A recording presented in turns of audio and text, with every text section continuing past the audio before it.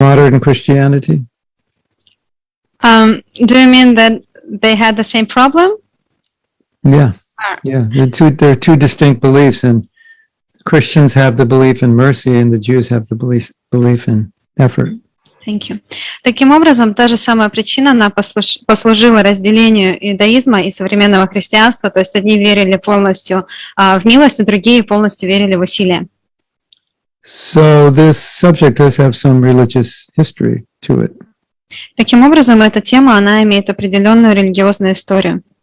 So the Jews believe that you become perfected through following Jewish law. И иудеи не верили в то, что вы становитесь совершенными, следуя определенному закону. I was once visiting my relatives in New York, and there was a professor of Judaism there, and I got to meet him, and we were talking. And at a certain point, he said, I have to stop because I have to do my, I think they call it tova or something. I have to do my, like my Gayatri. I mean, I thought, oh, I should do my Gayatri now. But he said, I have to do my, whatever it was, practice. Однажды я ездил к родственникам в Нью-Йорк, и мы там разговаривали с одним профессором, и он сказал внезапно, вот я должен сейчас остановиться и совершить определенные ритуалы, то есть практику. Для меня это было то же самое, как Гayatri. So their idea is that Moses gave law, that you follow that law, and that's how you become perfect, or God conscious. Их идея заключается в том, что вот Моисею дал закон, и просто следуя этому закону, вы становитесь совершенными, сознающими Бога. And general idea amongst Christianity, although they have, different nuances, is that Jesus came to give mercy, and so no longer was the law necessary, but now you just have to believe in Him, and that's all you have to do. А в христианстве там, конечно, есть свои нюансы, но в целом идея такова, что Иисус пришел дать милость. И поскольку есть эта милость, то закон уже не настолько важен. And there are many verses in the Bible which support this idea. It seems very clear that it's kind of useless to do anything. You just have to believe and He'll do everything. И в Библии есть много стихов, которые как бы подтверждают эту идею, что если есть милость, то вообще нет никакого смысла что-либо делать, потому что милость, она сделает все. Have you ever heard a devotee like read a verse in purport and speak about it, and you think that's not actually what Prabhupada meant? He doesn't understand. Have you ever had that experience? У вас Or had that когда-нибудь experience yourself that you misunderstood it and you found out later? Sorry. У вас когда-нибудь был такой опыт, или, может быть, вы сами так делали, что вот преданный, он читает стих, а потом долго его объясняет, и вы смотрите на этого преданного и думаете, но это же вообще не то, что имел в виду Прабхупада. Do you think that possibly could have happened with the Bible? That somebody kind of misunderstood something and it got put in the Bible? I think it could have happened, and I think it happened with this point right here, personally. Как вы думаете, могло ли такое произойти с Библией, что когда-то кто-то ее просто недопонял, и вот этот момент, он туда просочился? Но это вот лично мое мнение, что именно этот момент, он как раз туда и проник, касаемо милости. There are Christian preachers who emphasize mercy above and beyond anything that you can do. Like what you do is actually, in a sense, useless. It's only mercy. И есть такие проповедники христианские, которые утверждают, что милость, она превыше всего абсолютно. И все, что вы делаете, это абсолютно бесполезно, потому что есть милость, и она превыше всего. Now that we know Vaishnava philosophy, we can understand that has some validity, but not entirely. It's not entirely exclusive. It's not exclusively true. И мы, зная вайшнавскую философию, мы можем сказать, что эта идея, она не то что неправильная, но она не полностью правильная. And what you find by studying our philosophy is that if you go to the extreme of mercy or you go to the extreme of effort, you find both ideas are not true. They're a blend of both. И если вы будете изучать глубоко философию, вы поймете, что как экстремальное склонение, скажем так, к идее милости, и точно так же, как в обратную сторону, если мы склоняемся чисто к идее усилия, то все это, оба экстрима эти, они неправильные. So nobody should think they can force Krishna to give them anything just because they do something. Никто не должен думать, что они могут заставить Кришну дать им что-то только потому, что они что-то делают. I'm going to force Krishna to give me bhava. So today I'm chanting 192 rounds. Я сегодня буду воспевать 192 круга, потому что я сегодня хочу заставить Кришну дать мне бхаву. Because Krishna is a person, you can't force him to do anything. Поскольку Кришна является личностью, вы не можете заставить его сделать ничего. At the same time, if you please him because he's a person, then as with anyone that you please, they're kind on you, right? В то же самое время, если вы удовлетворите его, поскольку он личность, он будет доволен вами и прольет на вас милость, точно так же, как с любой другой личностью. So if you focus on the effort, it makes Krishna impersonal. И если вы фокусируетесь только на усилиях, это делает Кришну имперсональным. I've done this, therefore he has to do that. Я сделал это, поэтому он обязан сделать вот то. Not to say he wouldn't, but it's not, he's a person, so he can decide.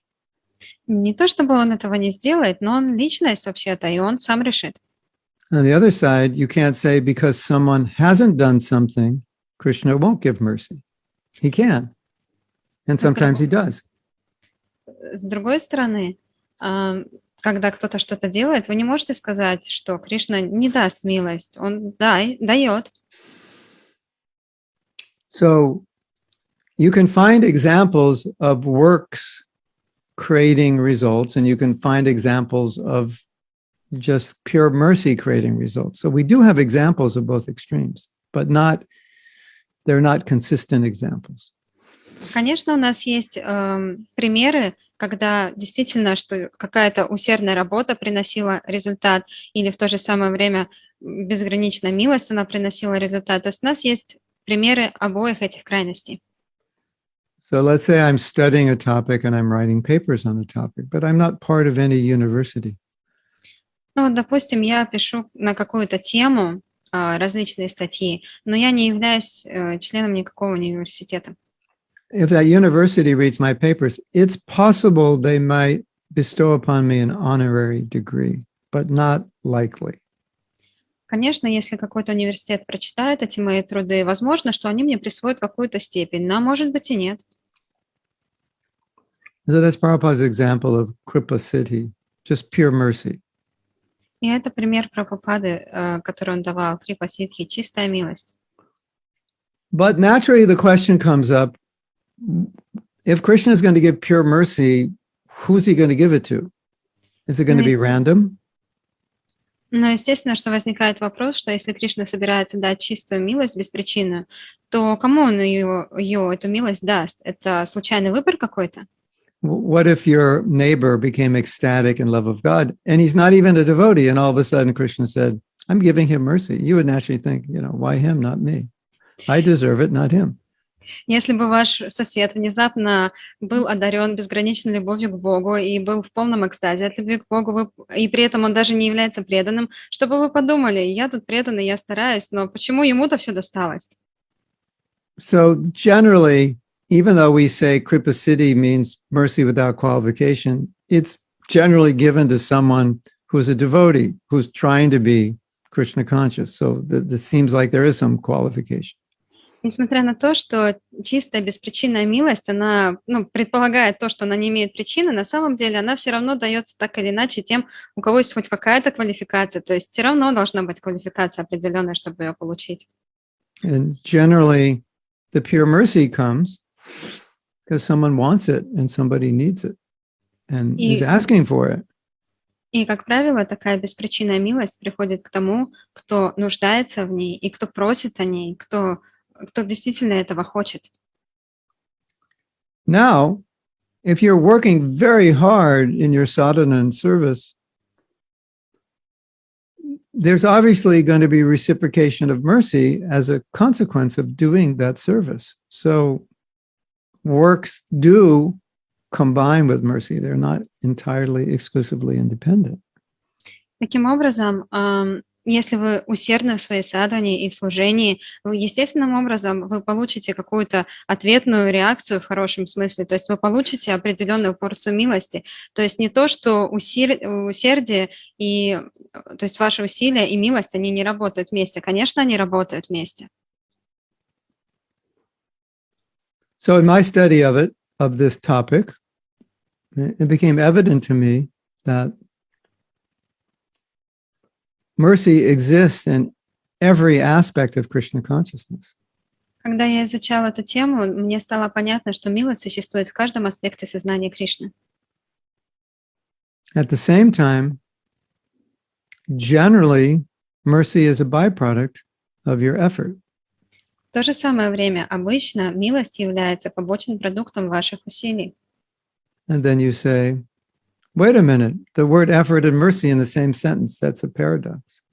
Потом вы можете сказать, ну подождите-ка секунду, милость и усилия в одном предложении, это что-то странное. So Prem Kishore has gone to university, he's studied diligently, he's passed all his tests, writes the best exam. And I can't say, by my mercy, I give you an A, you deserve it. You got what you deserve. Например, Прем Кишор Прабhu, он пошел в университет, он прилежный ученик, он все тесты сдает идеально, все экзамены хорошо сдает. Я же не могу сказать, ну вот по моей милости ты получаешь 5. Нет, он эту 5 заслужил. But if his work is average, but his effort is above average, I might give him an A because I see that he tried so hard. That's mercy. You get more than what you've paid for. Но представим, к примеру, что он очень сильно старается, но у него все равно не получается так хорошо, как надо бы это сделать. И я все равно ему ставлю 5, потому что я вижу, насколько он старается. Вот тогда это милость. If we only got what we paid for, then we would be in a sorry condition.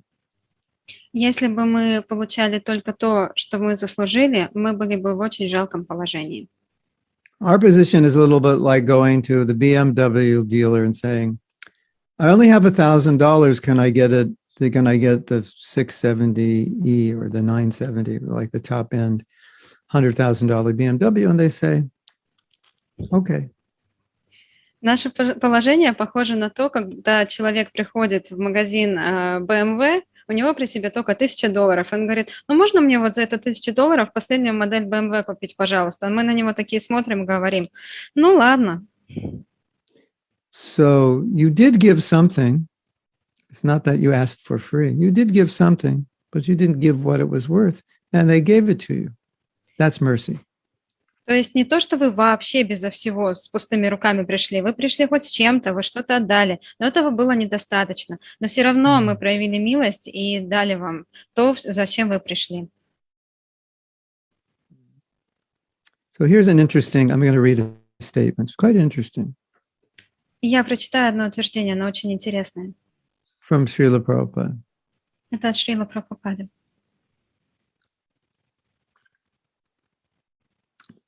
Revival of the dormant affection or love of Godhead does not depend on the mechanical system of hearing and chanting. Возрождение естественной любви к Богу, оно не основывается на механическом слушании и воспевании. But it solely and wholly depends on the causeless mercy of the Lord. Но это единственным образом зависит лишь от милости Господа. Okay, that makes it sound like it's totally depending on mercy. Конечно, звучит так, что мы полностью зависим только от милости. And the next sentence explains further and balances it out. Но следующее предложение, оно восстанавливает баланс и объясняет. When the Lord is fully satisfied with the sincere efforts of the devotee, Когда Господь полностью удовлетворен искренними действиями преданного, He may endow him with his loving transcendental service. Он может наградить его чистым, любовным служением ему. So, what it means is, you can't do anything, by the book and say, Krishna, I did it by the book, therefore you have to give me mercy. То есть означает это то, что вы не можете ничего сделать вот просто по каким-то стандартам, как написано это в книжке, и сказать, вот, Кришна, я сделал, вот как в книжке написано, теперь ты обязан мне дать милость. when the Lord is satisfied with the sincere efforts of the devotee, then Krishna may give his mercy. That's how it works. Когда Господь полностью удовлетворен искренними действиями преданного, Он может дать ему свою милость. Вот как это работает. Okay, I want to read an amazing statement by Srila Bhaktisiddhanta. И я хочу прочитать потрясающее утверждение от Шрилы Бхактисиддханты Сарасвати, which most clearly balances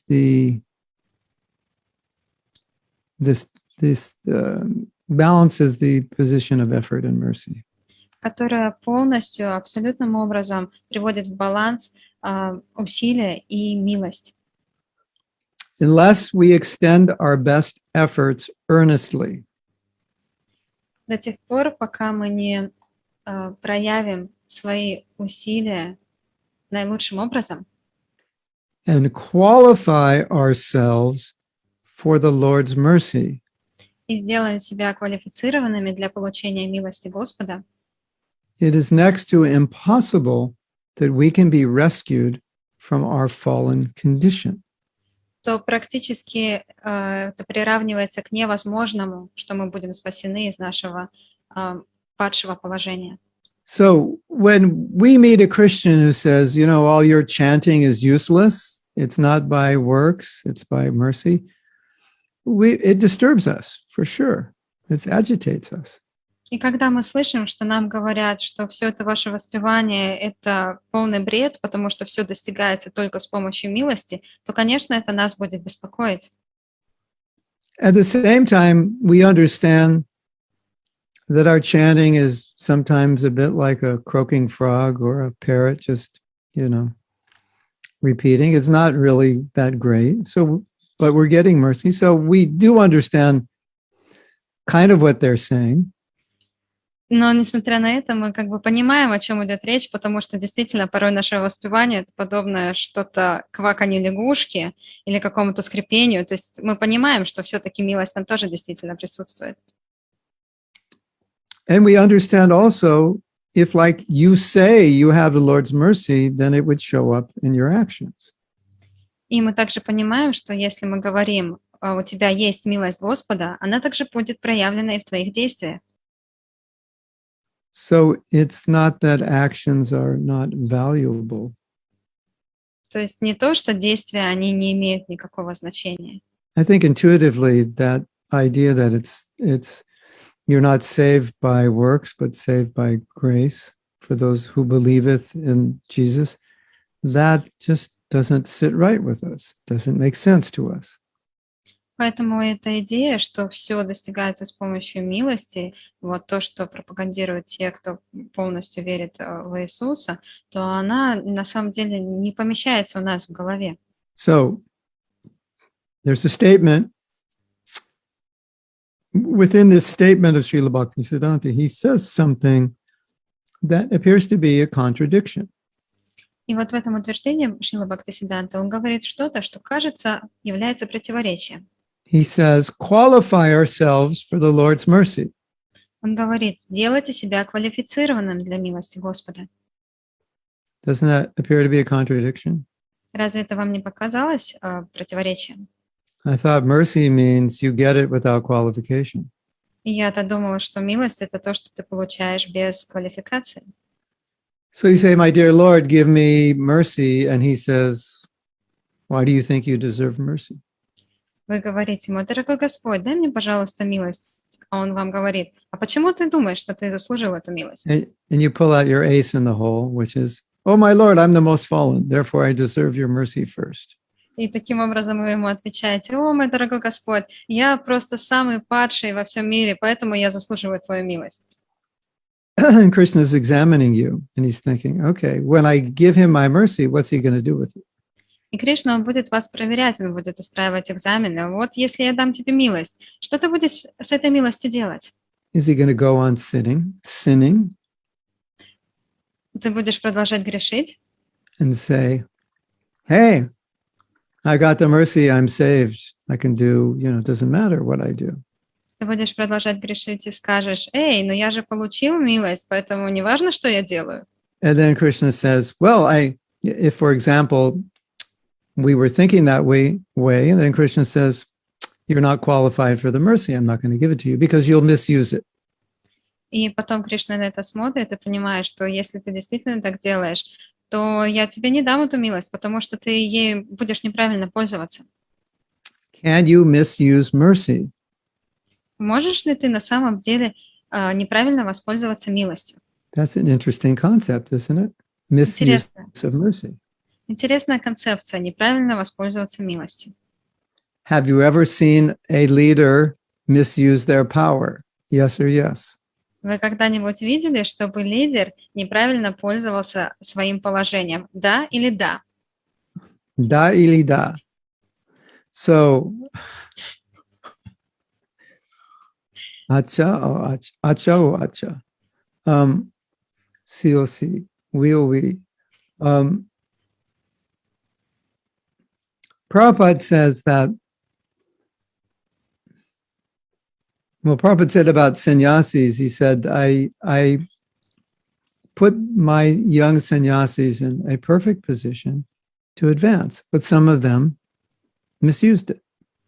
Прабхупада говорил о своих саньяси, что он поставил их в идеальное положение, чтобы они могли продвигаться, но некоторые из них неправильно воспользовались этим положением. So then later on, Prabhupada said, okay, no more sannyas. Поэтому позже Прабхупада сказал, окей, больше никаких саньяси. The mercy is not being utilized properly, so we give less mercy. Потому что милостью неправильно воспользовались, поэтому мы дадим меньше милости. Now, we have this ubiquitous problem in ISKCON, is that everybody wishes they were more advanced than they are. У нас есть распространенная проблема в ИСККОН, потому что все хотят быть более продвинутыми, чем они есть на самом деле. And some of you even get upset with Krishna as to why he's not giving you mercy. И некоторые из вас даже обижаются на Кришну, почему он мне не дает милости? And Krishna says, because I don't think you can utilize it. That's why. You'll misuse it. И Кришна говорит, но я не думаю, что ты правильно ею воспользуешься, ты неправильно ею воспользуешься, вот поэтому.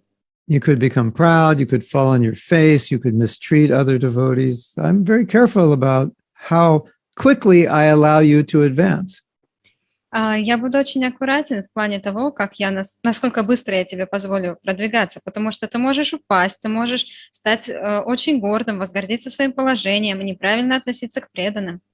Okay, Shrujan, imagine today Krishna gave you his mercy and you became the most advanced devotee in ISKCON. Вот, Шуджан, представь, что сегодня Кришна дал тебе милость, и ты стал самым продвинутым преданным в ИСККОН. Tears in your eyes constantly. From chanting. Постоянно слезы в глазах от воспевания. Completely renounced. Полностью отрешенный. And everyone in ISKCON was worshiping your lotus toenails. И все в ИСККОН начали поклоняться вашим ногтям на ваших стопах. Especially the young, beautiful girls. They were especially attracted to your lotus toenails because they're effulgent. И особенно молодые прекрасные девушки, они начали поклоняться вашим лотосным ногтям на ваших стопах, которые просто сияли. Would that be a problem for you? Было бы это для тебя проблемой? Could you handle that much mercy? Смог бы ты выдержать такую милость? And Shrujan's praying to Krishna, don't give me that mercy, I can't handle it. И Шруджан молится, нет, пожалуйста, не давай мне такую милость, я не смогу ее выдержать. Yeah, so that's the answer to your question of impatience, why Krishna's not giving mercy. Because we have to be qualified to use the mercy. И это ответ на ваш вопрос по поводу того, что вы не терпите никак не можете дождаться, когда Кришна даст вам милость, а он все никак не дает, да потому что нужно квалифицировать себя для этой милости. So we do have to earn the mercy. Поэтому нам действительно нужно заслужить милость. At the same time, we understand that all our advancement is dependent on mercy, so it's not our own effort. В то же самое время мы понимаем, что все наше продвижение зависит от милости. Это не только наши усилия. It was not by my own effort that I bought that BMW. Это не по своим усилиям я купила вот этот BMW. It was completely the mercy of the car dealership. Это была полностью милость продавца. But if I didn't go there with $1,000, I would not be able to get the car. So I did make an effort. Но в то же самое время, если бы я туда не пошел с $1000, я бы не получил эту машину, поэтому какое-то усилие я все равно сделал. Now, some of you know the story I'm going to tell. Некоторые из вас знают историю, которую я сейчас расскажу. Giriraj Swami told Prabhupada that when he chants, his mind is wandering and it's very difficult to control. Гиридж с вами сказал Прабхупаде, что когда он воспевает, его ум блуждает везде, и ему очень сложно его контролировать. And he asked Prabhupada, is that the offense of inattention? И он спросил Прабхупаду, является ли это оскорблением именно с точки зрения невнимательности. You may remember that Prabhupada asked him a question. Возможно, вы помните, Прабхупада задал ему вопрос. And the question was, are you trying to control your mind? И вопрос заключался в следующем. А ты пытаешься контролировать свой ум? And Giriraj Swami said, yes, I'm trying, but sometimes I can't. И Гиридж с вами сказал, да, я пытаюсь, но иногда я не могу. And Prabhupada said something which underscores everything we've been talking about. И Прабхупада сказал что-то интересное, что подчеркивает все, о чем мы сейчас говорили. If you're trying, it's not an offense. Если вы пытаетесь, это не оскорбление. And this is so important И это так важно. because I think most of us are trying, but we're not satisfied with the results. Я думаю, что многие из нас пытаются, но многие из нас не удовлетворены результатом. So we're looking at the results and Krishna's looking at how hard, we're looking at how bad the results are and Krishna's looking at how hard we're trying. Мы смотрим на то, насколько плохи наши результаты, а Кришна смотрит на то, насколько мы стараемся.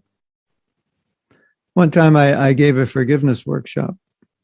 Однажды я проводил семинар по прощению, And I was expecting more devotees to come than actually came. и я ожидал, что придет больше преданных, чем обычно приходит. And this was, I don't know, maybe the second or third time I'd given the workshop. И это был второй или третий раз, когда я давал этот семинар. And I thought, this workshop is so important and so good that more devotees should have come. And I was a little disappointed. Я думала, что этот семинар, он такой замечательный, такой полезный, что больше преданных должно было прийти. И я был немного расстроен. So I complained to Krishna. Why have you sent only 17 devotees? I was expecting at least 50. И я пожаловался Кришне, но почему ты мне послал только 17 преданных? Я ждал 50 преданных. And Krishna said, when you become qualified for 50, I'll send 50. И Кришна сказал, когда ты будешь квалифицирован для 50, я пошлю 50. So whenever you're expecting mercy or wanting mercy and you're not getting it, I think this is the answer. Krishna is telling you, when you're more qualified for it, I'll give it to you. И, наверное, в этом и заключается ответ на вопрос, что почему Кришна не дает милость, когда вы ее ждете, что нужно стать квалифицированным, тогда вы ее и получите. So instead of complaining to Krishna about not getting the mercy, I think it's a better idea to become qualified to get it, because obviously he's willing to give it if we're qualified to receive it. Поэтому лучшая идея, вместо того, чтобы сидеть и жаловаться, что Кришна не дает милость, нужно сделать себя квалифицированным для этой милости, потому что он хочет на самом деле ее дать. My internet connection is not happy. Yes, Maharaj. I'm waiting endlessly for them to upgrade it, but Мой maybe not интернет, happening. мой интернет не очень хороший, я все бесконечно жду, когда они его сделают лучше, но пока непонятно. Yeah. So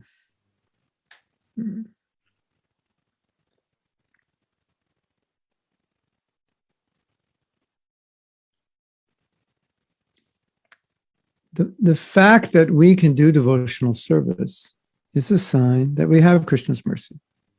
Факт того, что мы можем делать, совершать преданное служение, это как раз знак того, что мы имеем милость Кришны.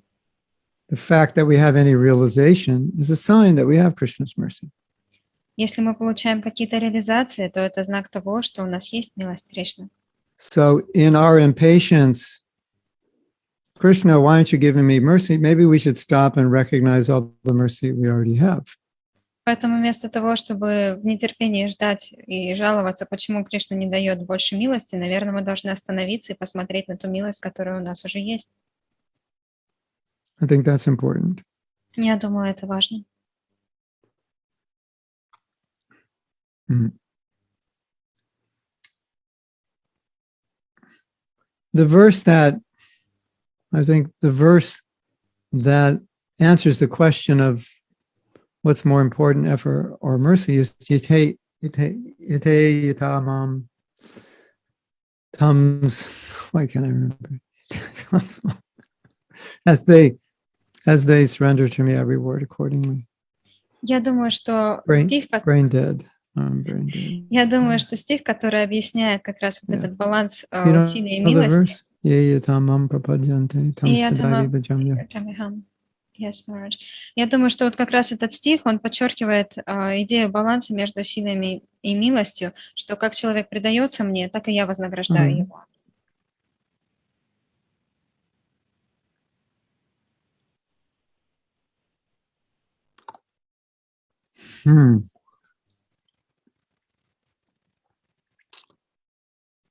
So a lot of what's going on for us is actually a lot of what's preventing us is just our own spiritual weakness and our own lack of desire. По большей части все, что нас останавливает, это наша собственная духовная слабость и отсутствие желания. And it's always important to understand that Krishna is waiting to bestow mercy, more and more mercy. He's just waiting for us to be qualified to receive it. Очень важно помнить, что Кришна, он ждет того момента, чтобы пролить на нас свою милость, он ждет того момента, когда мы станем квалифицированными, чтобы получить эту милость. Have you ever had the thought that if I was too Krishna conscious, my life would be difficult? У вас когда-нибудь была такая мысль, что если бы я был слишком сознающим Кришну, то моя бы жизнь, она была бы сложной? That Dinanath wouldn't be able to go to work every day because he'd be totally uninterested in everything material. Динанатх Прабху, он был бы ни в чем не заинтересован материально, поэтому ему было бы очень сложно ходить на работу. His wife and son would leave him and he'd end up in the brahmachari sleeping in a room with 400 devotees. Его жена и дети оставили бы его, и он оказался бы среди брамачари, спящим в храме, среди других 400 преданных брамачари. Or maybe if I became more advanced, they'd want to make me a temple president or a GBC or something. Или если бы я был более продвинутым, они бы захотели сделать меня президентом храма или GBC, или еще кем-либо. I think all of us on some level have some horror story in our mind about what it would be like if I was really Krishna conscious. I mean, we have some, warm and fuzzy thoughts also, but we have some horror story, a lot of us. Мне кажется, многие из нас, они имеют какую-то уже страшилку в своей голове, что бы было бы, если бы мы были слишком сознающими Кришну, какая бы история с нами приключилась. Конечно, есть какие-то теплые, обнадеживающие мысли, но я думаю, и страшные истории тоже есть. And Krishna knows your thoughts, even if you don't know them. You have subconscious thoughts. Krishna knows those. You don't even know them. И Кришна, он знает все ваши мысли, даже те мысли, о которых вы сами не знаете, Кришна знает даже их. What if I surrender? Then what? What disasters would befall upon me? We have these subconscious thoughts or conscious thoughts. Что если бы я предался полностью, какие бы несчастья со мной стали происходить, у нас есть эти какие-то мысли подсознательно, они есть. So if we have a fear of being on a higher stage, why would Krishna give you the mercy to come to that stage? You don't even want it. И если у вас есть страхи, чтобы выйти на новый какой-то более высокий уровень, то Кришна знает об этих страхах, и поэтому, естественно, он вам не даст этого уровня. And the paradox is at the same time we're blaming Krishna or wondering why he's not giving us mercy. В то же самое время есть такой парадокс, что мы обвиняем Кришну. Почему он вообще нам не дает больше милости? Wonder no more, my friends. Больше не о чем здесь сомневаться. there's a story you may have heard of about a devotee who didn't believe. Well, he lacked faith in Krishna's mercy, and Krishna came and taught him a lesson. Есть история об одном преданном, у которого не было достаточно веры в милость Кришны, и Кришна пришел и преподал ему урок. You know the verse, Ananyas Chintayantamam, Ye Jana Pariyupasate, whatever you lack, I will provide. Да, есть такой стих, я думаю, вы его знаете. Все, чего вам не хватает, я вам дам. So he read that verse, and Krishna in that verse says, I personally take care of my devotees, and he doubted that. И этот преданный прочитал этот стих и подумал, что вот Кришна говорит о том, что он лично заботится о своих преданных, и у него возникли сомнения, так ли это? He didn't think it was Krishna who personally did it. He just thought Krishna made these arrangements through material energy to take care of his devotees, but he didn't do it personally. So he scratched it out. Of that verse, he's like, I don't believe this. He scratched out the verse. 1, 2, 3 scratches he made in Bhagavad Gita. Amazing.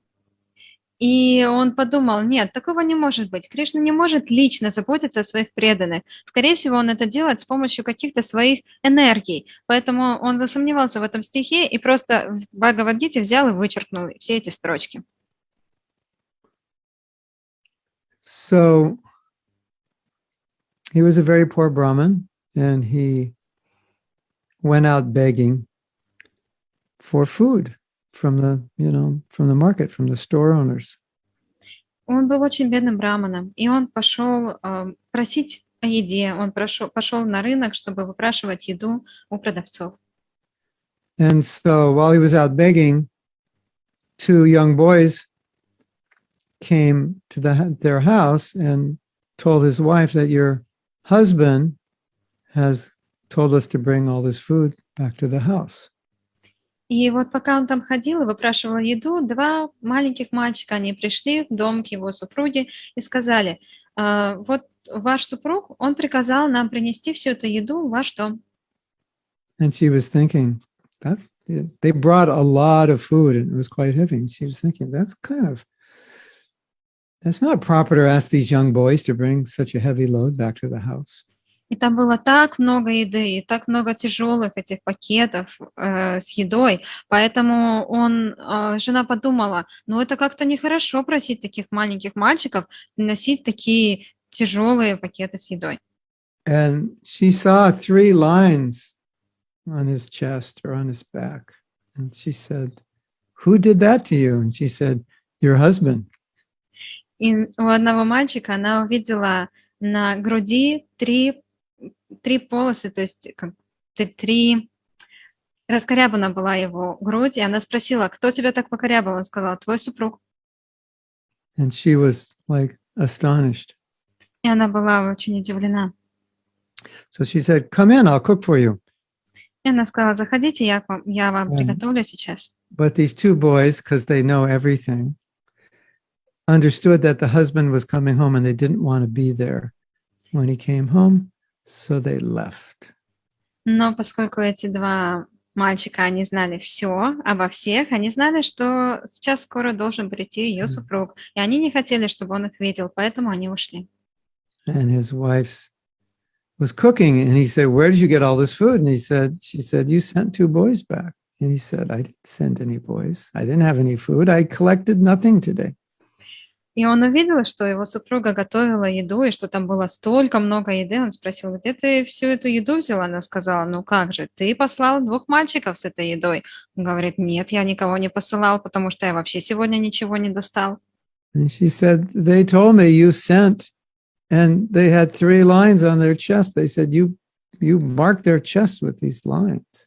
And then he understood Krishna had come.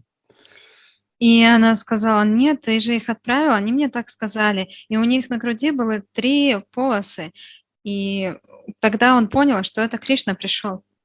Krishna had marked those 3 lines with his doubts. Sorry, Maharaj.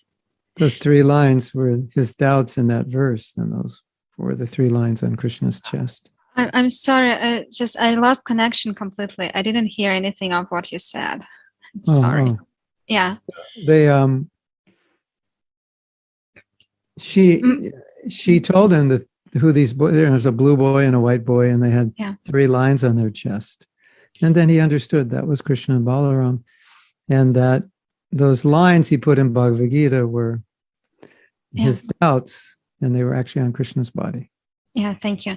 Таким образом, она описала, что там был мальчик с кожей голубого цвета и белого цвета, и у них были эти 3 полосы на груди. И он понял, что это был Кришна и Баларама, а эти 3 полосы — это были его сомнения, те строчки, которые он вычеркнул из Бхагавад-гиты.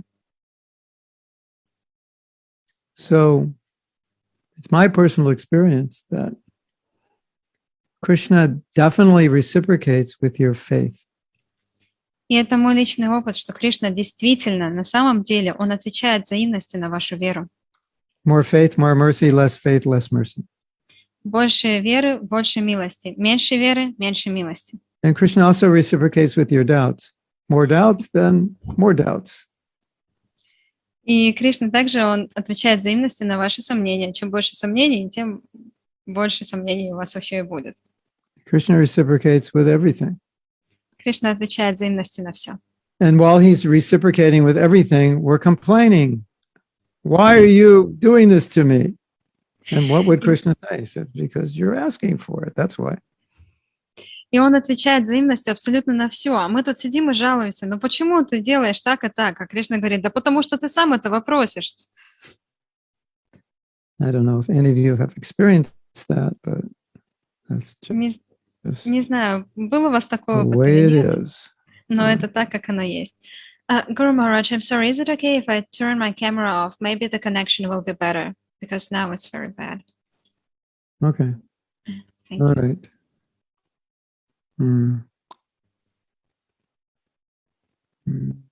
Now, here's a beautiful story. И есть прекрасная история. Prabhupada went to Japan in the early days, and he wanted to start a temple there.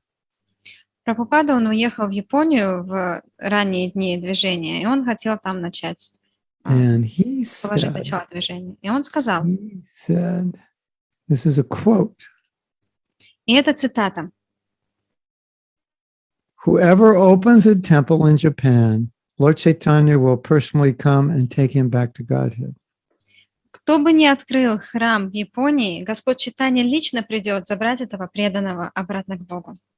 So we have several statements like this from Prabhupada. И у нас есть разные утверждения подобного рода от Прабхупады. Prabhupada said something like, for the opening of the temple in Mayapur, if you can bring the Queen of England and someone else, Bhaktivinoda Thakur will personally come and take you back to Godhead. Прабхупада также говорил, что если вот этот храм в Майяпуре, допустим, вы построите его, приведете туда королеву Елизавету, то Бхактивинода Тхакур лично придет вас забрать обратно домой к Богу. We have a story, I believe it's 1970 or 1969, a disciple of Prabhupada, Jai Gopal, got in an accident and went back to Godhead. Кажется, это был 69-й или 70-й год. Джай Гопал Прабху, это был ученик Шрилы Прабхупады, он попал в аварию, и Прабхупада сказал, что он ушел обратно к Богу. And Prabhupada said Jai Gopal was not qualified, but Prabhupada made some arrangement that he could go back to Godhead. И Прабхупада добавил, что Джай Гопал, он не был квалифицирован для этого, но я сделала некоторые поправки, и он поэтому отправился домой обратно к Богу. And there are many letters in which Prabhupada said, if you do this, then at the end of life, you'll go back to Godhead. И есть много таких утверждений, где Прабхупада говорил, если ты сделаешь это, то ты отправишься домой обратно к Богу. And it almost seemed like Prabhupada saying, irrespective of your level of Krishna consciousness, if you accomplish this, you'll go back to Godhead. И кажется, что Прабхупада говорит, что независимо вообще от вашего уровня сознания Кришны, если вы просто сделаете это, вы автоматически отправитесь домой обратно к Богу.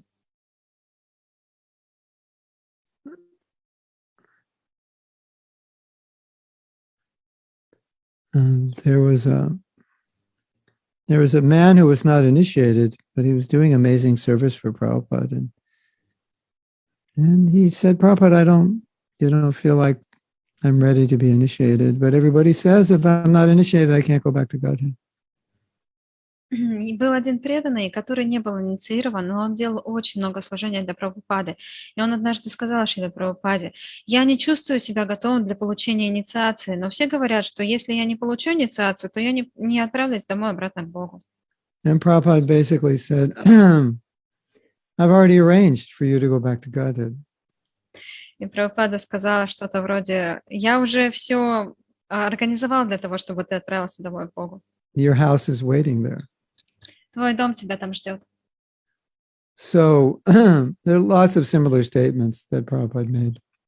И есть очень много подобных утверждений, которые сделал Шрила Прабхупада. And what we understand from that is if a devotee sincerely endeavored to please Prabhupada, Prabhupada could arrange for any level of spiritual advancement for them that he deemed necessary or desirable. Таким образом, из этих утверждений можно понять, что Прабхупада, независимо от того уровня сознания Кришны, который у вас есть, он сделает все необходимые действия со своей стороны, чтобы вы отправились домой обратно к Богу. One thing I noticed with Prabhupada is how much he appreciated the devotees who were making sacrifice for spreading Krishna consciousness. И одна вещь, которую я заметила со Шрилой Прабхупадой, это то, насколько сильно он ценил тех преданных, которые жертвовали собой ради распространения сознания Кришны. And there's one statement, that amazing statement that shows his appreciation. И есть одно удивительное утверждение, которое подчеркивает его восхищение такими людьми. In 1970, Prabhupada said, or 71, he said, any devotee who's willing to go anywhere to spread Krishna consciousness without considering where he'll live, how he'll eat, to that devotee or to those devotees, I will take the dust of their feet and I will put it on my head. Hare Krishna. Удивительное утверждение, которое сказала Шрила Прабхупада в 69-м или в 70-м году. Он сказал, что если преданный готов поехать куда угодно, не думая о том, что он будет есть, где он будет спать, просто уехать куда угодно ради распространения сознания Кришны, я возьму пыль с лотосных стоп этого преданного и положу ее себе на голову. So certainly Prabhupada will make arrangements for such dear devotees to go back to Godhead. Поэтому, конечно же, Прабхупада, он создаст все необходимые условия, чтобы помочь этим преданным вернуться обратно к Богу. Разве не так?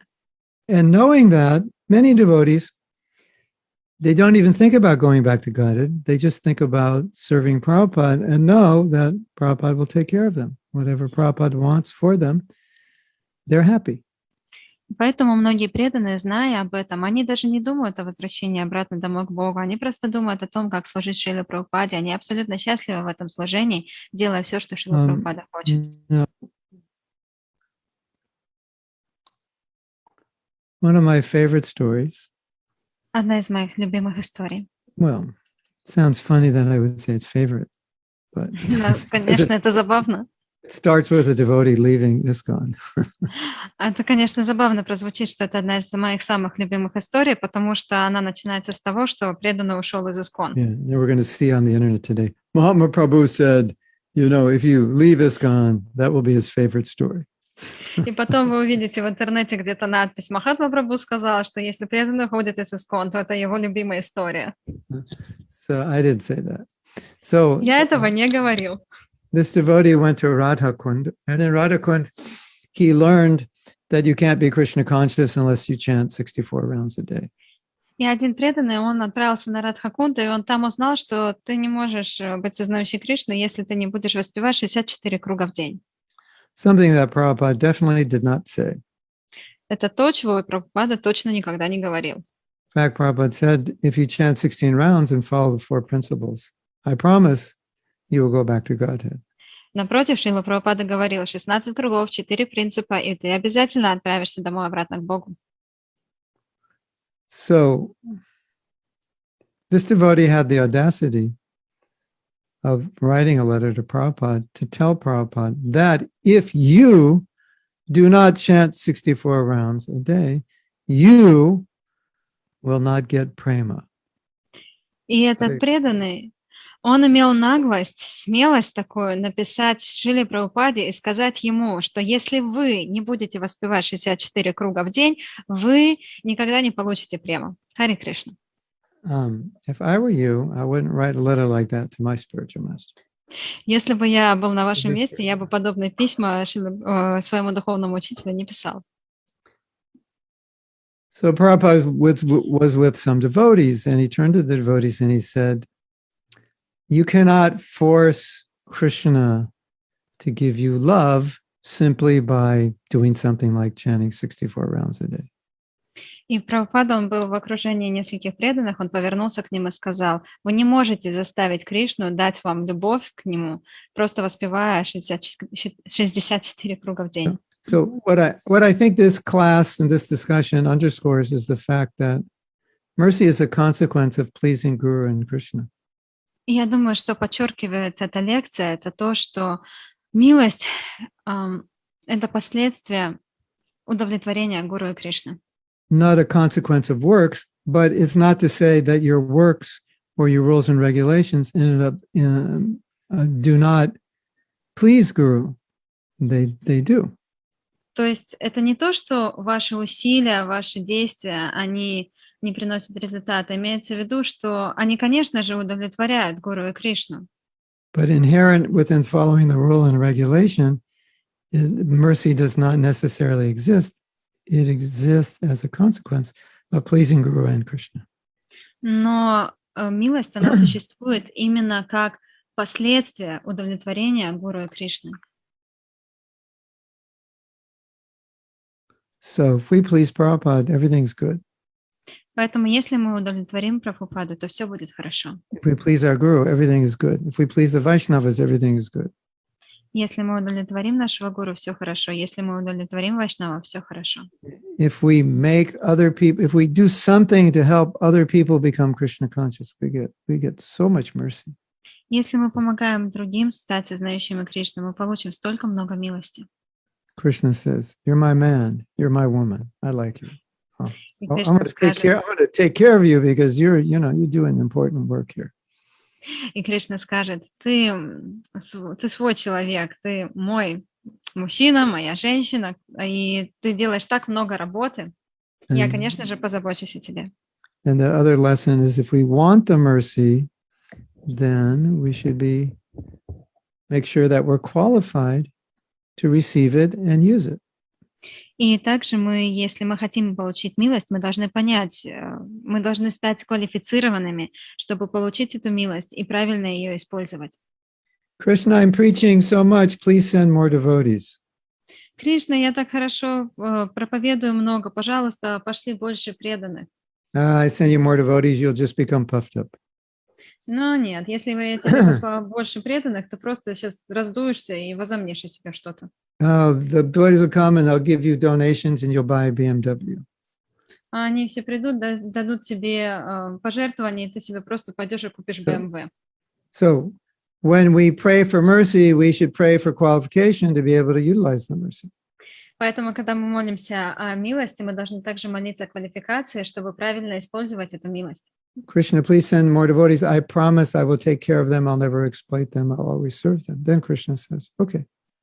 Now we're talking business. Кришна, пожалуйста, пошли больше преданных, я буду о них заботиться, я никогда не буду злоупотреблять своим положением и так далее. А Кришна говорит, ну окей, хорошо, тогда и нам есть о чем поговорить.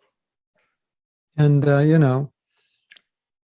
if you ever blame Krishna for anything, you're really just blaming yourself because he's just reciprocating. И на самом деле, если вы когда-нибудь обвиняете Кришну хоть в чем-нибудь, это значит, что вы на самом деле обвиняете только себя, потому что все, что он делает, это просто отвечает взаимностью. Krishna, why am I not more Krishna conscious? Кришна, почему я не более осознающий Кришну? And Krishna says, that's a good question. Why don't you answer it? И Кришна говорит, хороший вопрос, почему вы тебе самому на него не ответить? It's not my fault. I'm ready. I'm like a slot machine ready to pour money on you, but you have to be qualified to spend the money. Но это не моя проблема, потому что я готов просто пролить на тебя столько милости, но я должен быть уверен, что ты правильно ей воспользуешься. Yeah. And so what Prabhupada always told us is that when Krishna sends you something and you use it, then he'll send more. He always told us right from the beginning. И Прабхупада всегда это подчеркивала, что если Кришна вам что-то посылает, и вы правильно этим пользуетесь, то он пошлет вам это еще больше.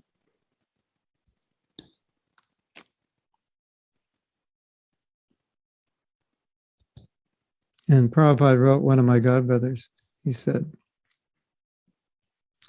when the godbrother said, why Krishna's not giving mercy, and Prabhupada said, yeah, the basic idea was your cup isn't big enough to hold it, so he's only like giving you as much mercy as your cup can hold. И Because if один из you моих put too much in it, the cup's going to break. И один из моих духовных братьев написал Шриле Прабхупаде, спросил, почему Кришна не дает больше милости. И идея ответа Шрилы Прабхупады заключалась в том, что он дает ровно столько, сколько ты можешь милости выдержать. Потому что если твоя чаша будет этой милостью переполнена, она просто сломается, взорвется. Let me just close a few programs that Yes. tend to slow down my computer. Я закрою And then некоторые we can take программы, questions. не замедляют мой компьютер, и мы перейдем к вопросам. Too many programs. Well, some I don't want to close because I won't find them. Anyway, let's see if this helps.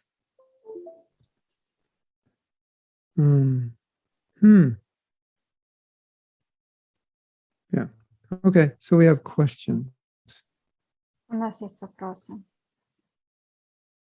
Okay, let's look at the questions. Questions or comments or whatever. You want to choose them, Nadia? I think Frank Fisher wanted to make a question. Go there. Okay. Yeah, but I can't find it. So Prem Kishore can go. You can look in the chat. You want to ask a question, Prem? Yeah. Yeah. I don't know if that's the, do we do that? Do you do that in the morning classes? Can I talk? Can I ask a question like this? Yeah, everyone will hear you. Okay. On Facebook. Okay. So first, thanks so much, Gurudev, for this class. It's actually a topic that I've been really interested in, thinking about studying, and but it's still left a little unclear for me. Everything you said is super clear, obviously, and I think you've shed more light on it. But for me, just personally, honestly, the concept of grace in Christianity is so much more appealing sometimes than in Krishna consciousness, like if I'm just being honest. And, you know, there are Christian theologians, leaders who obviously there's the extreme of, you know, just accept Christ and do whatever you want. And obviously that's not the case. Any of the leaders would say you accept Christ into your heart, you accept the Lord into your heart, and you try and live your life according to his will. But it's a state of humility in which you understand I'm not going to be perfect. There will be temptations. The mind will go here and there. But by the Lord's mercy, I'll go back home, back to Godhead. And, you know, there's books, I won't say who, but there's books like right now I'm reading from one guru that's called the Life's Final Test. And there's a story of one of Prabhupada disciples where so much service, so much effort. And, you know, the quick story short, he almost got hit by a train, and his last thought before getting hit by a train was his wife. And his reflection was, geez, it's so important. You know, I don't want to come back. It's so important to be able to control the mind. And so what I feel sometimes is that within our society or just within our philosophy, I don't know if it's particularly philosophy or just amongst the congregation, the society, is that works is way, way, way, way, way more emphasized. Because when we say things like life's final test, or, geez, my mind went off just a little bit right before I died, I thought of my wife or thought of my children. it makes it all seem a bit arbitrary and left up to chance, because, and it's like sometimes we ask this question, and it started as a joke, but if you died right now, or if you died tomorrow, wherever you are, how sure are you that you would go back home, back to Godhead? And most devotees say, not sure at all, 0%, 50, 60, 70. And one could say it's out of humility that's the answer. But I would say that humility to me is, yes, I'm going back home, back to God, not from my own works, but by the mercy of my guru, by the mercy of Prabhupada, by the mercy of Krishna. But surety, 100% surety and conviction, and not thinking that the time of death is just going to be arbitrary and geez, I really hope so, Yeah.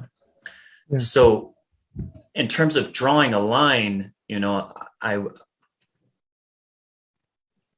I think I've taken Nadia has to be able to. Yeah. Oh man, I forgot. So I just think maybe we shouldn't translate the whole question because we don't have much time. Maybe we can just go to the answer and people will understand what we are talking about. I can state the question and the answer. Yeah, all right, thank you.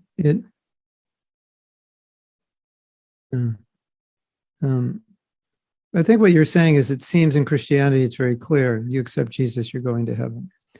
In Christian consciousness, it's not so clear where you're going.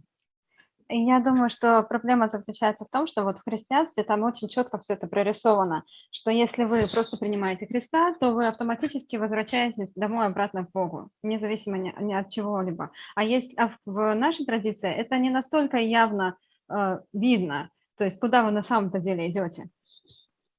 And that it seems in Krishna consciousness, in the balance of effort and mercy, effort's much lower.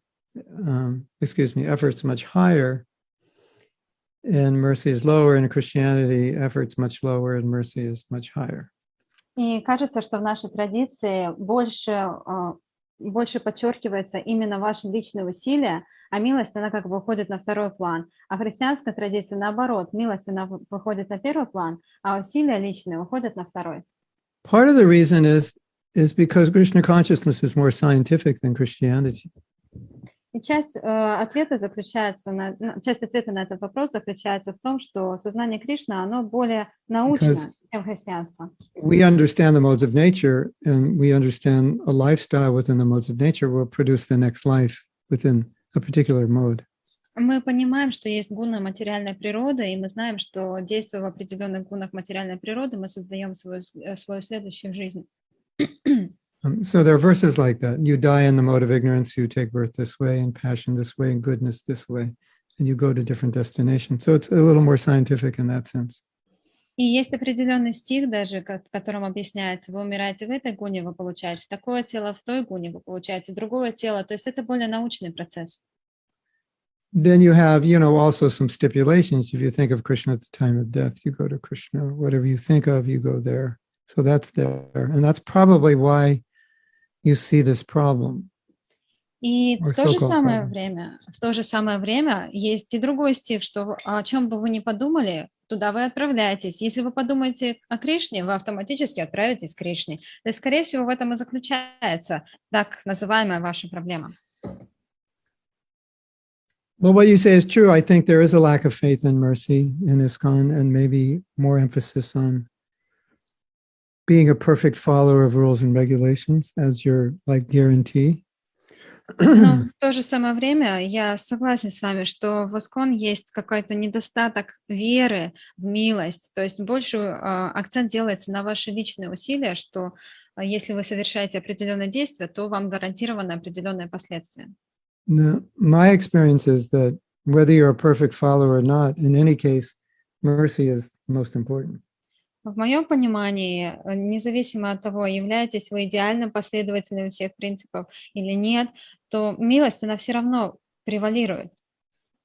But, devotees understand that the extreme that Christianity has gone to, in which a very sinful person who doesn't redeem himself is going to heaven, it contradicts the essential principles of what modes you die in is where you go. So that becomes a problem for devotees, which could contribute to the attitude that you said that they have. Guru Maharaj, I'm a little bit lost. Can you please explain it again? Christianity seems to, it seems not to have a scientific approach to the afterlife. В христианстве нет такого научного подхода к будущей жизни. It's kind of like all believers go, all non-believers don't go. And we know that's not the way the world is. Что-то вроде того, что все, кто верует, они отправляются к Богу, все, кто не верует, они туда не отправляются. Но мы это понимаем, что это не совсем так работает. According to Christians, we're all non-believers. Мы все, согласно христианской традиции, мы все неверующие. Right? Правильно? Yeah. We have not been saved by Jesus. Мы не были спасены Иисусом. So I think it's true what you say, that devotees, many may be minimizing the power of mercy. Я думаю, то, о чем вы говорите, это правда, потому что, да, действительно, преданные, они минимизируют значение милости. And maximizing the power of following rules and regulations. И максимизируют силу следования принципам и предписаниям. But you can err on the other side also. Minimizing rules and regulations, maximizing mercy. Но может быть и другой крен, то есть вы минимизируете усилия и максимизируете милость. And so if we go back to the example of Prabhupada saying, distribute my books, you go back to Godhead, open these temples, you go back, do these things, that transcends rules and regulations. But it does focus on the fact that you have done something more than just believe. И в то же самое время есть утверждение Прабхупады, вот просто распространяйте мои книги, вы отправитесь домой к Богу, просто откройте храм, вы отправитесь домой к Богу. То есть не настолько важно, что вы следуете чему-то или нет, но все равно вы какие-то действия совершаете. And we know that when Prabhupada spoke to priests, he always spoke about one thing: why are you killing cows? И когда, я знаю точно, что когда Прабхупада говорил со священниками, он со всеми ими говорил об одной вещи: почему вы убиваете коров? And probably if they stopped doing that, he wouldn't have a problem with anything else they said. И, возможно, если бы они перестали это делать, у него и не было бы никаких вопросов к ним больше. So that's the danger of it's just beliefs, because then how do you determine what is spiritual and not spiritual activity? Because within that context, it's almost like you don't need it in a certain sense, at least according to how we would define it. Вот в этом-то и опасность вот этого утверждения: просто уверуй, потому что тогда мы теряем понимание, что действительно духовно, что не духовно, что можно делать, чего делать нельзя. I see Krishna consciousness. I see like Mahaprabhu coming to give mercy, very similar to Jesus forgiving everyone. И я вижу это как, что Махапрабху, он пришел дать милость, и это очень похоже на то, что делает Иисус. Maybe the most important point is in the story of saving Jagai and Madhai, he said, I will forgive you for your sins, but don't commit them again. И я думаю, очень важно тот момент в истории с Джагаем и Мадхаем. Махапрабху говорит: я прощу вам все ваши грехи, если вы не будете совершать их снова. Where in Christianity, it's more like, I'll forgive you of your sins as long as you repent every time you sin. So that's a big difference there. В то же самое время в христианстве это немного по-другому. То есть я прощу тебя, если ты будешь раскаиваться каждый раз после того, как ты совершаешь грех. Yeah. I don't know if that answers your question sufficiently, or you have. I mean, I could follow up, but I don't know if that would be. It's just we have more questions. I'm not sure we can take. You can ask me on WhatsApp. There are similarities, but there's a threshold of how far mercy will extend itself. Есть, конечно, и схожие моменты, но есть также предел того, до какой степени эта милость может распространяться. Mercy extends itself to everyone, but there's some some responsibility that comes with getting that mercy and keeping it, И which is милость greater дается, than what Christianity says. The милость responsibility дается is. милость дается всем, но также есть ответственность за эту милость, и это как бы превосходит те позиции, которые есть в христианстве. See, one of the biggest problems is that Prabhupada said that he basically said that most of the problems in the world are a consequence of killing the cow. And definitely the wars are a consequence. But he said, in one purport, he said every problem would be solved if we stopped killing cows.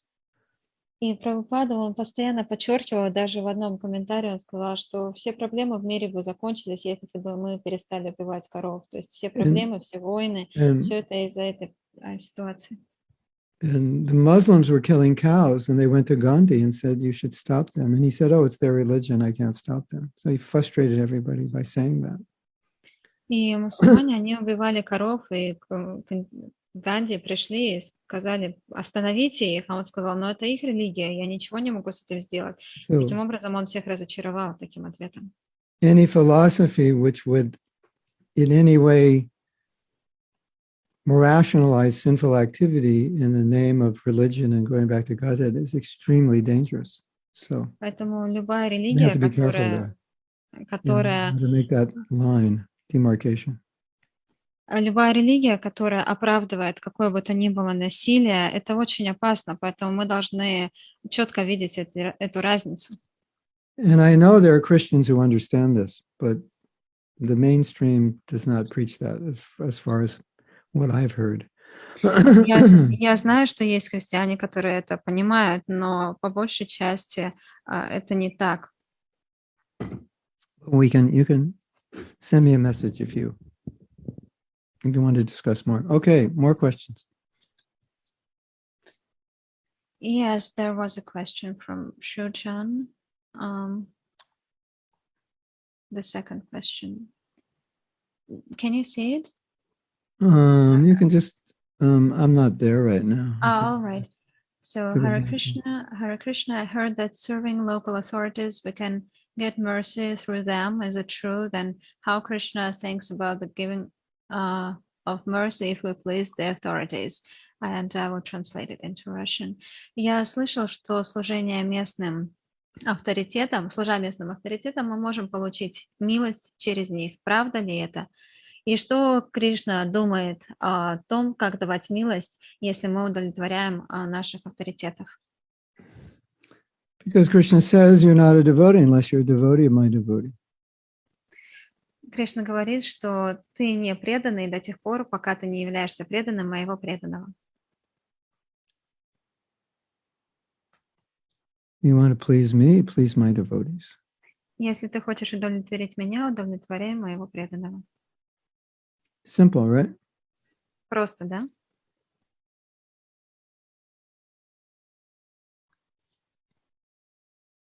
So next question, why Krishna gave mercy to devotees who were not ready to handle it? Следующий вопрос. Почему Кришна дал положение, милость тем преданным, которые не были способны это выдержать? Because it's not that they weren't handling the mercy, it's just that later down the road they mishandled it. So he gave them an opportunity and they misused it. Это не то, что они изначально не были способны ее выдержать, просто на определенном этапе их пути они стали ею злоупотреблять. You know, Krishna is giving us opportunity, we can always misuse it. Кришна дает нам возможность, но мы всегда можем ею неправильно воспользоваться. And then Sydney's asking, why is Krishna giving mercy? I get so much. И Синя спрашивает, почему Кришна дает так много милости? Мне столько досталось этой милости. Because you can use it. Потому что ты можешь ею правильно использовать. And that's Krishna's nature. And that's Krishna's nature, to be merciful to his devotees. Это также природа Кришны, чтобы быть милостивым к своим преданным. So from Krishna Karshani, why are we rejecting the mercy? Вопрос от Кришны Каршини, почему мы отвергаем милость? That's a question we all have to ask. We're probably afraid Это вопрос, который мы все должны себе задать. Возможно, мы of боимся. getting too close to Krishna. Мы боимся близко подойти к Кришне. Afraid that we'll be unhappy if we surrender. Мы боимся, что мы будем несчастны, если мы предадимся. We'll be unhappy or can't handle if we surrender too much. Мы будем несчастны, если мы не сможем выдержать этого, если мы предадимся слишком много. Rasika says that Sangita was saying in one of her seminars that some devotees have this pure devotee syndrome at the end of their life. They feel they need to be pure devotees in a matter of weeks or months to be able to go back to Godhead. I think it's similar to Prem Kishore's question, right? I have to read it. And they're worried whether they'll make it. Есть у преданных такой синдром чистого преданного. Они хотят стать чистыми преданными буквально за несколько недель или месяцев, чтобы отправиться обратно в духовный мир. И поэтому они очень сильно переживают, смогут они стать такими чистыми преданными или нет. You know, like Rasika saying, she's saying, I have faith that Krishna will give us his mercy. And that faith also means wherever he wants to take us is okay. И Расика говорит, что у меня есть вера в то, что Кришна даст нам свою милость, и эта вера означает также то, что куда бы нас ни отправил Кришна, это хорошо. Then we can take Prem Kishore's question to another level. It doesn't matter if you go back to God. И мы также можем поднять вопрос Прем Кишора Прабху на новый уровень и сказать, что неважно, куда ты пойдешь, домой к Богу или нет. We die in the mood that Krishna, I served you here as best I could. I'm willing to serve you anywhere you want. Whatever you want me to do. And then that whole question is even out of our personally, I mean, philosophically, it's still there, but personally, it's out of our mind. То есть мы говорим, Кришна, я служу тебе, я счастлив служить тебе, поэтому куда бы ты меня ни отправил, это все будет хорошо. Поэтому лично для нас этого вопроса больше нет, отправимся мы домой к Богу или нет. Конечно, философски он остается, но для нас он больше не играет роли. The reason this comes up is Prabhupada said, if you have one pinch of desire, you can't go back to God, material desire. Причина, по которой возникают подобные вопросы, это заключается в том, что Прабхупада говорит, если у вас есть хоть капля материального желания, то вы не отправитесь домой к Богу. But for a devotee who's dedicated their life to serving Krishna, Prabhupada didn't see them as having material desire. So maybe it's a misunderstanding. Но в то же самое время, если преданный посвящал всю свою жизнь служению, то Прабхупада не видел в них ни капли материальных желаний, поэтому... So, you know, we might have some material desires, but most of us don't act on those desires. So in that sense, we don't have material desires. Конечно, у нас у всех могут быть материальные желания, но если мы не действуем на основе этих материальных желаний, то в этом смысле у нас их нет. You know, it's like you're on your deathbed and Krishna comes and says, oh, Prem Kishore, there's two options here. One is go back to Godhead, and one is in your next life, you'll be world famous, wealthy, beautiful, everything you ever wanted materially, you could have. What choice are you going to make? Pretty easy choice, right? Isn't it? Например, Прем Кишор Прабху, вот вы лежите и уже умираете, и тут вам приходит Кришна и говорит, ну послушай, у тебя два выбора. Ты можешь отправиться домой обратно к Богу, а может случиться так, что ты в следующей жизни станешь красавцем, богатым, у тебя будет все, о чем ты пожелаешь. Ну какой выбор ты сделаете? No. Krishna tells Prem Kishore, your house is ready in Malibu Canyon or your house is ready in Braj. Which one do you want? And Prem Kishore is, well, how are the waves today? You know? No, it's like, let's go back to Godhead. It's an easy choice. И Кришна говорит, вот смотри, Прем Кишор, у тебя есть дом на Малибу, либо у тебя есть дом в духовном мире. Куда ты пойдешь? И Прем Кишор такой спрашивает, а какие там волны сегодня на Малибу? Ну нет, конечно, этот вопрос понятен. So I think maybe there's some misunderstanding that devotees are actually maybe more Krishna conscious than they think they are. Возможно, есть какое-то недопонимание здесь, что на самом деле преданные, они более сознающие Кришну, чем они думают о себе.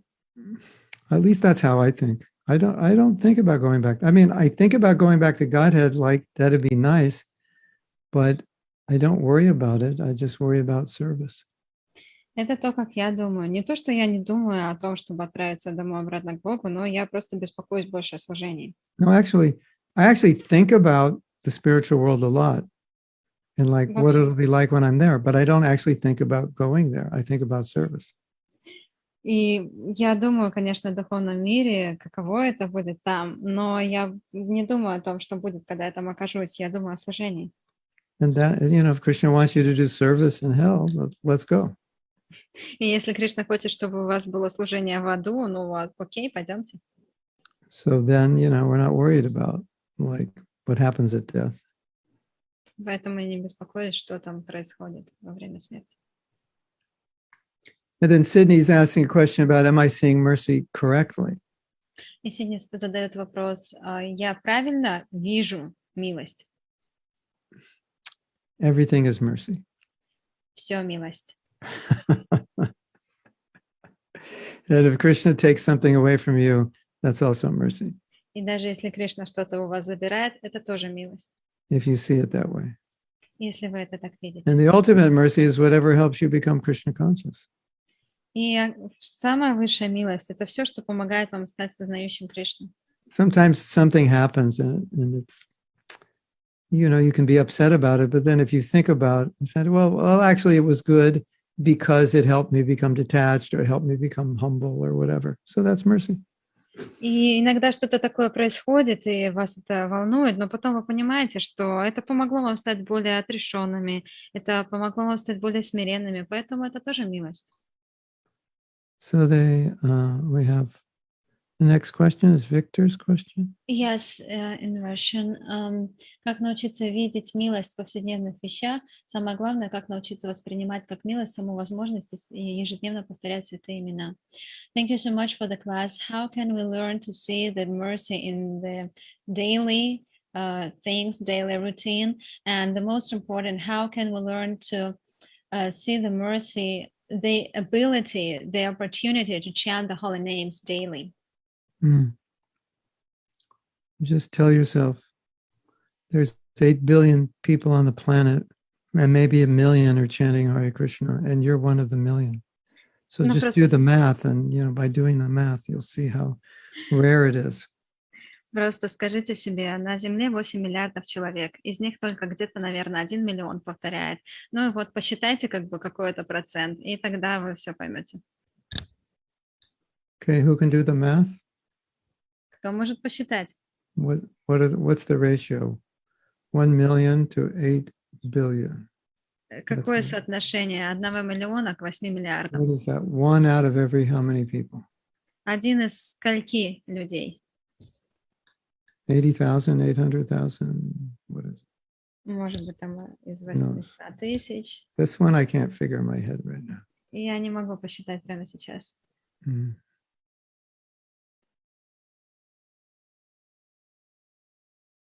What is 1 billion? It's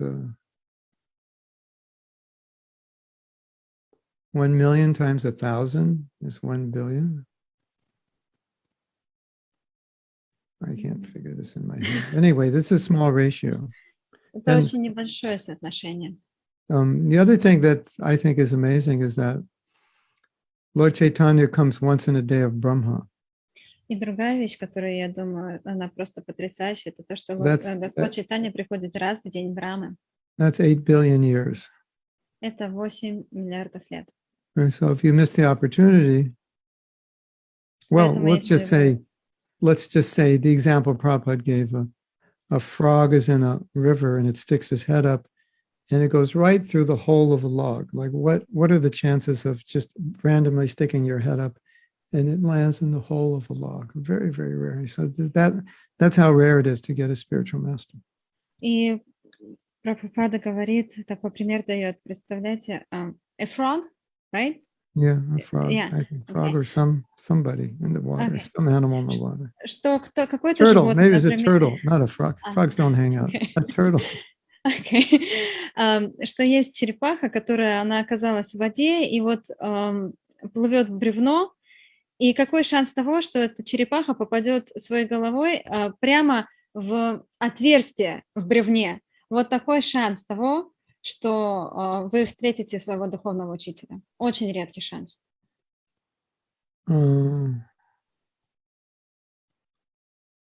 Srijan's asking about black magic, and Just tell everybody to chant Hare Krishna and chant Nisringadev mantras. That's the best service you can offer people. Шуджан Прабhu что-то спрашивает о черной магии, и Махарадж говорит, просто скажи всем воспевать Харе Кришна. Это лучшее, что можно сделать. And we have the Bible quote, not everyone who says to me, Lord, Lord, will enter the kingdom of heaven, but only one who does the will of my Father И у нас есть who is in цитата heaven. Yeah. от Матвея 7:21. Не все, кто говорит мне Господь, Господь, войдут в Царство Божие, но только те, кто следует моему желанию моего Отца, попадут на небеса. So the Bible has the balancing verse also. В Библии есть стих, который балансирует все. 0.0125. Процент такой у нас Tanya, 0.0125%. 1 in 8,000? That's all? No, it can't be. How could it be 1 in 8,000? That's not that rare. You know, in Los Angeles, there's 20 million people. В Лос-Анджелесе 20 миллионов людей. 1 in 8,000. No. Нет, не может быть, что 1 из 800 тысяч. Maybe. А может быть так. Anyway, 1 in 8,000 is not all. It's pretty low. Ну, 1 из 8 тысяч. Достаточно низкий шанс. It's got to be. Anyway, the same chance as a turtle puts his head through a log, basically. Примерно такие же шансы, что черепаха попадет именно в отверстие в бревне своей головой. Heaven relates to the spiritual world? Maybe, maybe not. Could be Brahmaloka. Относятся ли в Библии небеса к духовному миру? Может быть, да, может быть, нет, может быть, это Брахма-лока. 8,000. Okay. You're rare. You're 1 out of 8,000. Вы очень редкая душа. Вы